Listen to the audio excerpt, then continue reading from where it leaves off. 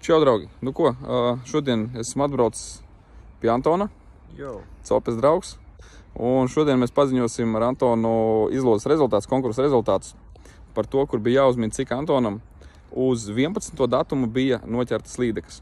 Jā, te ir viena balva, te ir otra balva. Sapratīsiet, kāpēc. Tagad ir 23. maijs, Antons ir noķēris uz šito brīdi cik? 163 jau šausmas. 163 līdekas uz 23. maiju. Un pareiza atbilde, kas bija uz 11. maiju, Antons bija noķēris. Tātad, 11. maiju, kad mēs bijām Burtniku ezerā, mums bija 140 līdekas sarakstā. Antons uz to brīdi bija noķēris 140 līdekas.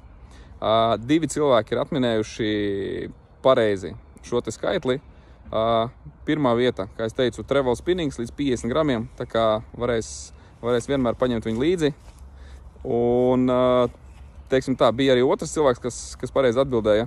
Un, lai nepaliktu bešā, tad es nolēmu, kad otrā vieta saņems tādu milzīgu X-rap, lai noķert metrīgo vai nu līdeku, vai nu līdz pat samu.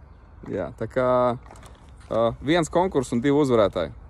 Sazināsimies ar laimīgiem cilvēkiem, turpinam skatīties video, piesakojamies manam kanālam, skatāmies Antonu un visiem veiksmi un tiekamies uz ūdeņiem.